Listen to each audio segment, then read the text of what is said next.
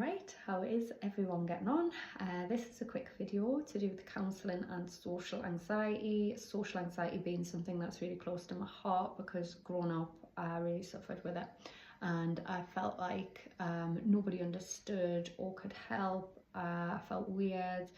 I felt really depressed with how it was showing up. I felt angry with how it was shown up. I felt a lot of stuff around it.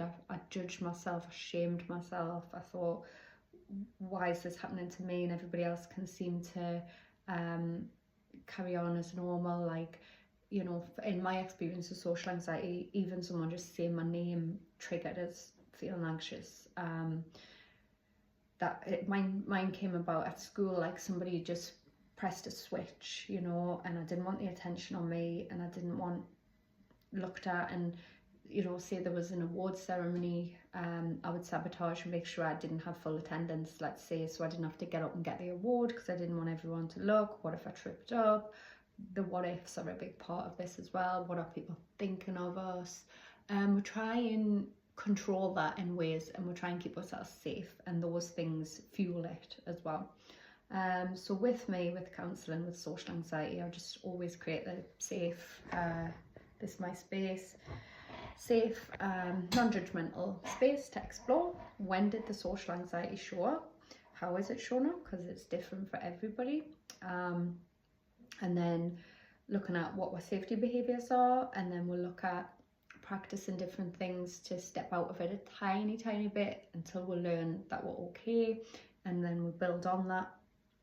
What that might look like is, I don't know, let's say at work meetings you never speak up because you feel so anxious, you don't want the attention on you. That was me. Mine was a big round table, a big skylight above where it felt like you were on stage and under a spotlight or something.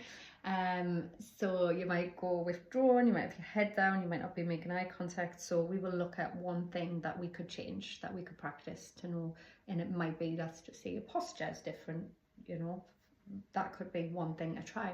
And we'll build on it. We'll try and come out of the safety behaviours slowly and with small steps, so that you learn that you're capable, that you can handle it, that you are all right, and then it stops feeding, because when we engage with the safety, it feeds the anxiety, so it stops feeding it, so it can dissipate.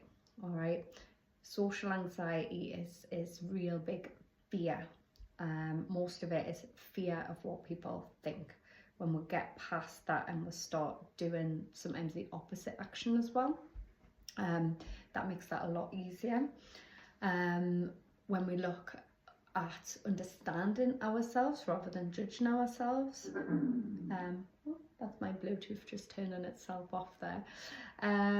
When we have a safe space to explore this stuff, which when I first had my social anxiety, my counsellor, she didn't really understand. She almost seemed a bit annoyed at my struggle, and she told me something along the lines of just to like get over it, because the meaning I put on this was that it won't change, it can't be worked on.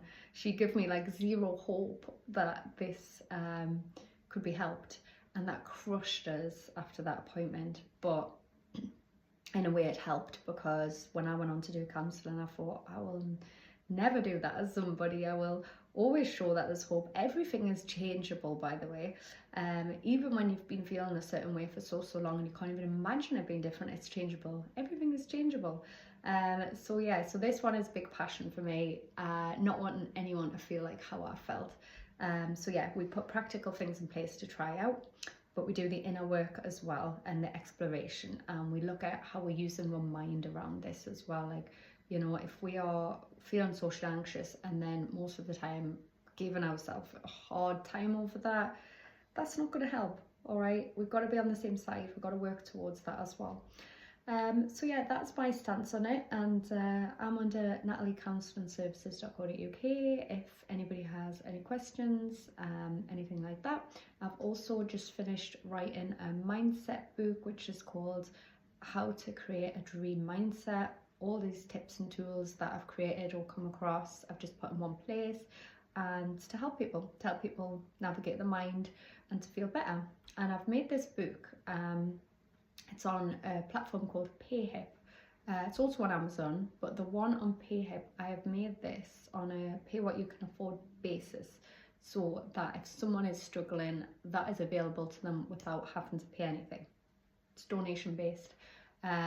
So if you want to check that out, you will see my story at the beginning, and then we have different chapters on the mindset and different tips and tools and techniques. So yeah, check that out if that resonates when I'm saying that. So yeah, as always, I always finish with peace, love and light, and thank you for watching.